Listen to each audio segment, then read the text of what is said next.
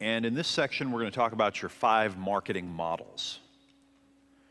Here's a great quote from W. Edwards Deming. Profit in business comes from repeat customers.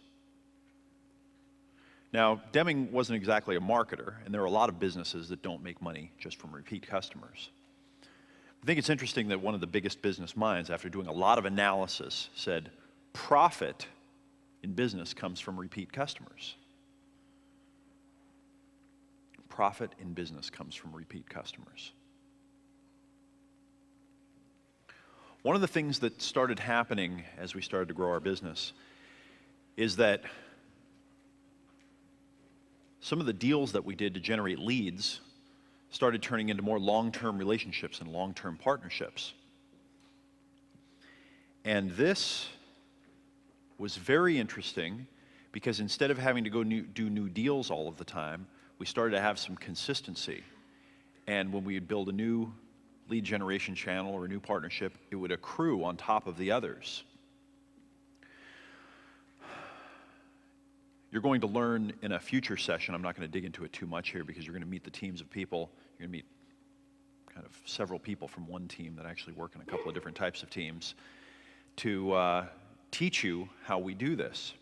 But what I'd like to do is have you just start thinking in your mind about how can I start building relationships with companies that can stabilize and make our lead flow more predictable? Just ask yourself that question. How can we build relationships with other companies that can help stabilize and make our lead flow more predictable? One of the things that I've realized in marketing is that the things that we as business owners think are valuable are more often than not very different from what the customer thinks is valuable. So the things that we want to try to talk the customer into liking are different from what the customer wants to actually buy. One good distinction is the old features, advantages, benefits distinction.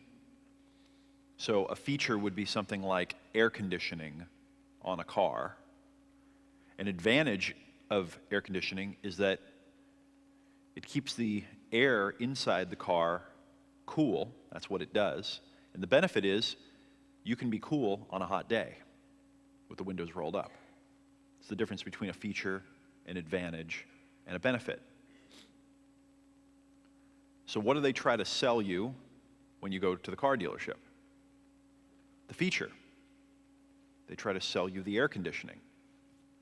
They don't try to sell you the comfort you're going to experience on a hot day. What are customers interested in? Benefits. They're interested in the outcome, the result. So here's what I'd like to do. In your career, you've learned some valuable things. Now that we're getting a little bit more of an idea of who our target audience is, or target market is, what I'd like to do is ask you, what are the 3 most valuable techniques you've discovered that could help one of your customers instantly? The closest thing to instant pudding that you've figured out. We got to the bottom of one with Noah here. Remember someone that gave you a valuable piece of advice? Call them up, talk to them, get another one. I thought that was a pretty good one. That's something anyone can do. It can prove to them that they have the power within their reach. You know stuff like that too. You know things that people can do that they don't realize they can do, that they have needs. So what are your 3 most valuable ideas? Write them down, quick. 5 to 7 words. Doesn't matter. What are your 3 most valuable quick fix techniques? What are they? 5 to 7 words. Just so you know what it is. Trust me, you'll remember. It's your idea, and it's one of the most valuable ones you've ever come up with. Now what I'd like you to do is think about how valuable those ideas are. I'd like you to assign them a value, 0 being 0 value and 100 being the most valuable that an idea could be. Use your own scale. From 0 to 100, how valuable are each of those ideas? Quick, just write whatever number comes up for you. Is it a 4, a 73, 99, are these hundreds, whatever. Scale of 0 to 100, how valuable are each of these ideas? Quick exercise. Things that they can do to solve their problem instantly. What's something you could tell them? Yep. The customer could do to solve one of their problems instantly. Now what I'd like you to do is stop, sit up in your chair, sit up straight, close your eyes. I'm going to close my eyes. You don't need your eyes open for this exercise. It'll only hold you back. Don't look at what anyone else is doing. Just relax. Now imagine that you're a customer. Imagine that you are your customer avatar. Imagine you're going through some of the experiences that one of your customer goes through in life. A regular day. Have some of the thoughts that they have. Have some of the experiences that they have. Feel like them.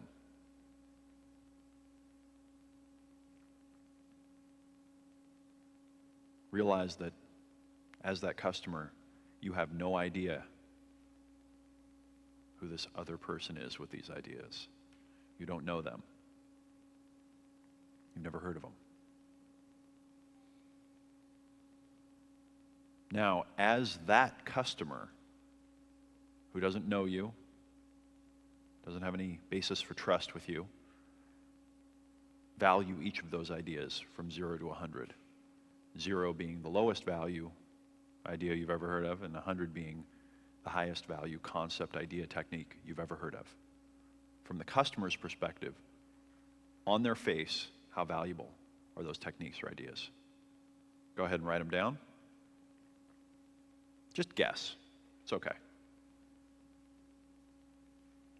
From the customer's perspective, how valuable would that idea be, or that technique, or that approach, if you heard it?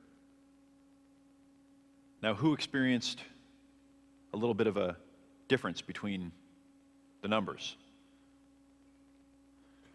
The people that aren't raising their hands are all writing. Isn't that interesting how differently, just imagining you're a customer for a couple of minutes, you realize how differently they would value your ideas and techniques as opposed to how you would value them.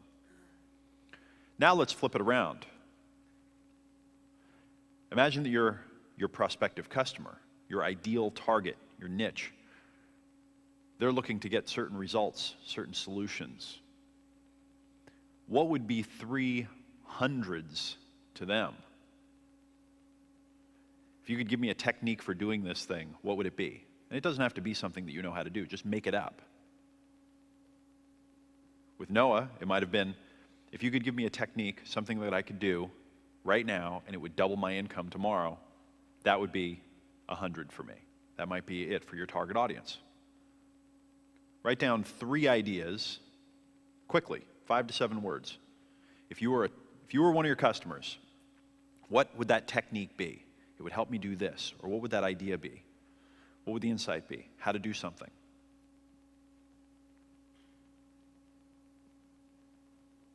Who experienced an aha just from that little exercise? Raise your hand if you had an aha. Big one. Okay, good. So what you might want to do, just from that little experience, is ask yourself, what technique could I create that would get close to or approximate or get somewhere in the ballpark of one of those 100 from the customer's perspective ideas? Because the reality is, you know something that can help get close to that thing. You know something that could help them get there. And maybe one of your ideas was a really good one and you could tweak it and tune it. But back to looking at the customer, looking through the customer's eyes. Had a gentleman come up to me and make a comment. He said, I had an insight as you were talking to Noah and having the conversation that if you thought of your website instead of as a marketing piece, something that's there to market you or display you or represent you, if you thought of it instead as the mirror of the customer and what they want and they need, that might be a better way to look at it. Okay, so in marketing, I recommend that you think about 5 models to start. If you don't think of your marketing as a model, then you might try these 5 to begin with. And the first part of the model is generating leads. You need to get leads coming in some way. These are prospective customers that might be interested in buying your product or service. The second step in this process, the next model, would be conversion. Once they're in, how do you convert them?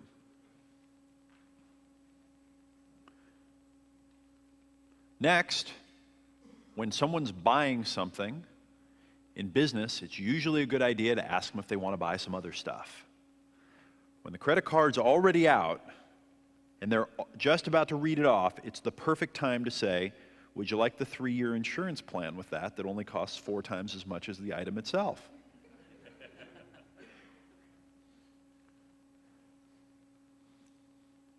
Many, or maybe even most businesses experience a 10 to 30%, 40%, sometimes higher upsell rate if you just offer your customers something else at the point of purchase.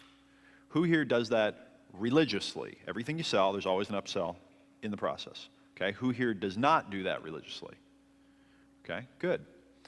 So you might want to do that. You might want to test that one out.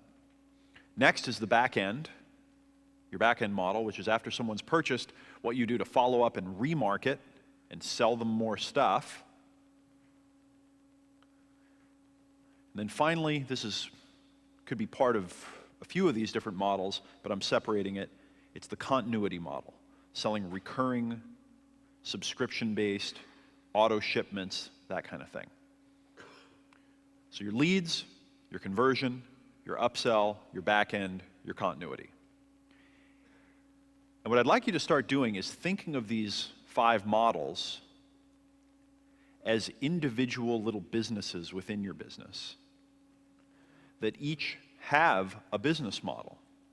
Each one has metrics, each one has a model that you can demonstrate, and each one has an ROI. And you can talk about, well, when you pour this much in the top over here, here's the process that happens, the little motor, and then here's what comes out the bottom.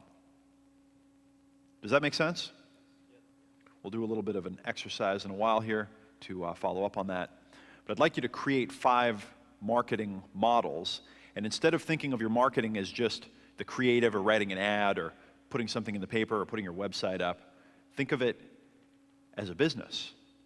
Think of each of these things as a business and hold each of the areas accountable for results. Referral selling, referral marketing can be a great way to build a business. I'm just curious here, who gets a lot of business from referrals? A lot of business. Okay, good. One of the best lessons I've ever learned originally came apparently from a guy named Paddy Lund, an Australian dentist. Who's heard the Paddy Lund story? Knows that one? A few people? Okay. That story influenced a gentleman named Joe Stumpf, who owns a company called By Referral Only, and I worked with Joe for about 3 years, many years ago. And Joe really took this mindset on, and he started teaching it to real estate agents and mortgage lenders. And there's a great little piece to this puzzle that works so beautifully and so magically. And it goes like this. When you first meet a client, you sit down with them, and before you start offering your product or service, before you really even start selling them, you say, you know what, before we get going, let me just tell you a little bit about how my business works.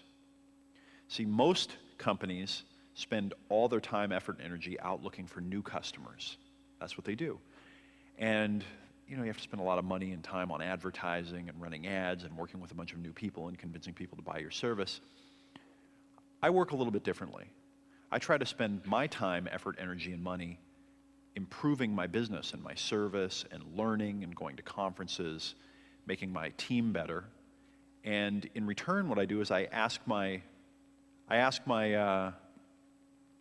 customers to go ahead and refer like-minded, equal quality individuals.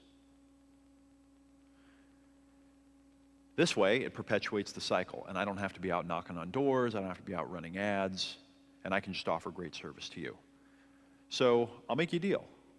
If I can meet your needs, if I can get you the results that you want, will you refer some people to me? Will you refer me your friends, your family, anyone who needs help? Make the deal up front.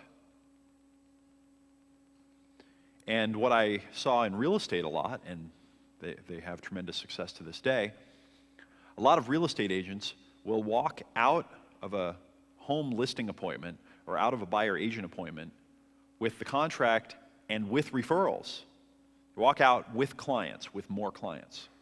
So if that is appropriate, it's a great little lesson, and it's something to wire in, and it makes sense to the customer, right? There's a benefit in it for the customer. The next step is to get your customers actively referring people. And I learned a valuable lesson, some of it from working with Joe and some of it from just observing people. How do people refer their friends to businesses? How does it happen? What's the process? Telling a story. Good. Right? So we don't call up our friends and say, hi Joe, I just wanted to call and give a recommendation for a dry cleaner that I just used. Right? That's just not the way it's done. It's, Joe, hey, what's up? Yeah, I'm having a rough day too. You know what though? Something cool happened today. You remember I was telling you I was having problems with my dry cleaner and they were screwing everything up? Well, I went to this dry cleaner today and it blew my mind. I've never been to a dry cleaner like this before. I walked in. First of all, there wasn't a line. Second of all, the person came out. They came out from behind the counter. They took my clothes. They put them up on the thing. They started counting them. They went through them. They were very professional. And then they said, well, you know, you're a new client, and they gave me this discount, and it was just amazing. That's what we do. Now, here's where the insight of this is. Why is that guy telling his friend that story? Why? What's good about it? Oh, it feels good? Feels good to tell the story? He wants his friend to think he's intelligent. He told him to. Self-validation. Why do we call people up and tell them stories? We're seeking other people's attention and approval. We want them to think we're cool. Because you know what his friend's probably going to say? Oh, you think that's good? Well, I went to this car dealership the other day, right? Just the way we people are, right?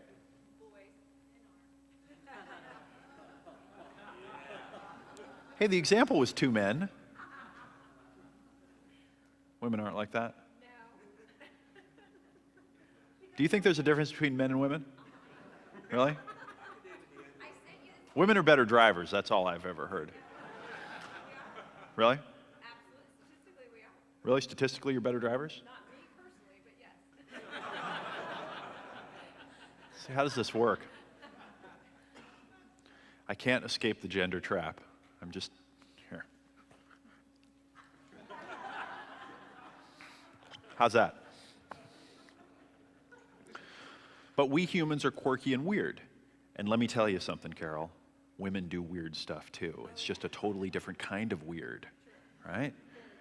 But underneath it all, we're telling stories to get love, attention, approval, status, friendship. That's why we're doing it underneath it all. So, what kind of stories should you give your customers to tell?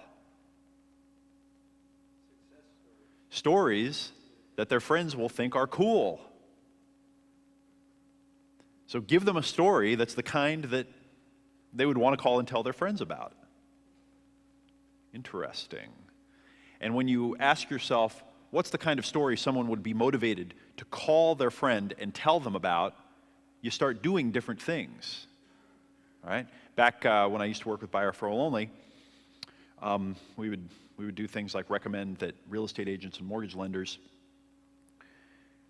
go to the office of the person when their contract was accepted or their home loan was approved and bring a basket with some balloons and some cookies or something like that, and come walking into the office of the person and say, your loan was approved, and let's celebrate.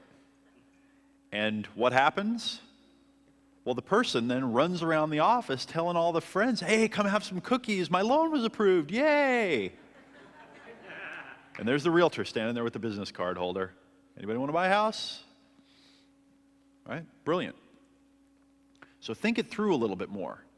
Instead of just saying, can I have some referrals, please?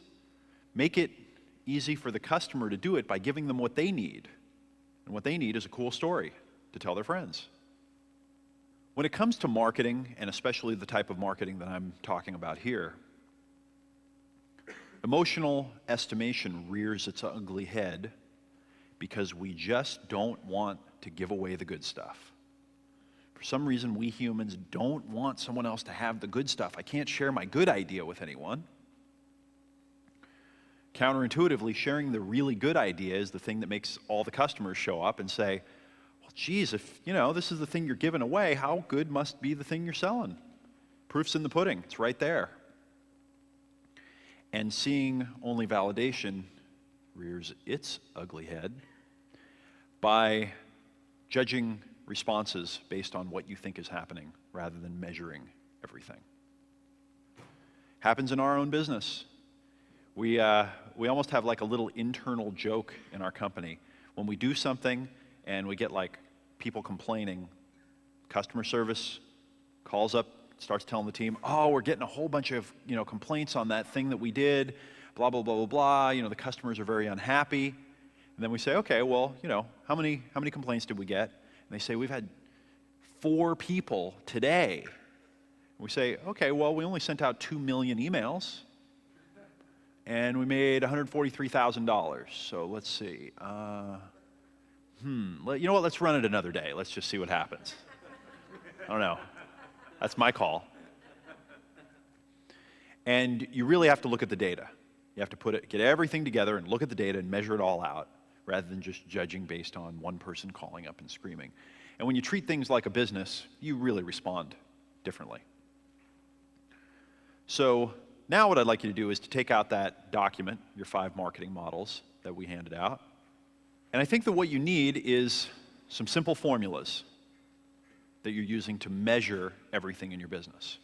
In our business, we measure our leads by the cost per lead. How much does it cost to get one of them coming in?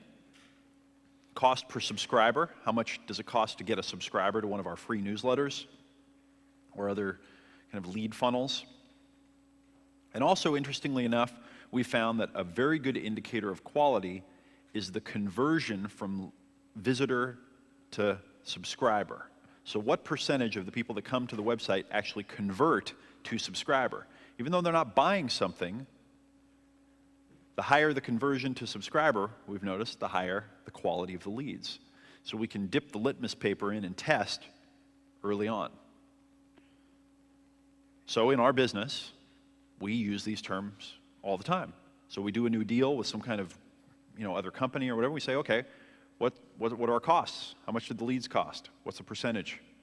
How much do the subscribers cost? Conversion. We measure the percent that convert to purchase, and we have a couple of metrics that we use that have evolved over time. One of them is what we call the sales on spend. And sales on spend is we spent $100. How many did we get back in sales on the front end? Sales on spend. And we use that metric because it's a consistent one. We know we spend $100, we get back $100, that's 100% sales on spend. It's like ROI, but it's a little bit different. It allows you to know kind of what the immediate result is. Now, sales on spend doesn't take into account how much it costs you to produce the product, the cost of goods, the refunds, all that other kind of stuff. So you got to factor those in, but sales on spend has been a good metric for us. One that we've been evolving to, now that we've kind of closed the loop on a lot of our systems and we can track a lead all the way through, is what we're calling cash on cash. So we spent $100 in cash day 1. On day 30, we've gotten back $50 in cash. On day 60, we've gotten back $100 in cash. On day 90, now we've gotten 150, whatever that looks like. And we've created these profiles. So we just call it a cash-on-cash profile, and you chart it over time, and you see where the lines cross. You can do all this stuff very simply in Excel if you actually sit down for 5 minutes and say, well, how would I do this? And you put all the numbers in, and you make the little chart. Upsell. We count the increased ticket price, so how much more does someone buy during checkout? And also, very important to us, is our monthly interviews, our continuity program. What's the take rate for our monthly interviews? On the back end, this is where we employ these profiles that I just mentioned, actually, the cash on cash and the sales on spend profile, where we say, okay, we spent $100 here. How long does it take before we get that $100 back? And then over time, where does that go? And it's interesting to see how some of these different curves work. And then continuity. For us, the length of the continuity. So how long do people stay, and then what's the increased value, what's the increased lifetime value based on the amount of time that they stick. So here's what I'd like you to do. Go through and just do a little bit of work, because we've only got a few minutes. Fill out this form, do some preliminary work on your 5 models. See if you can model them out a little bit and describe them.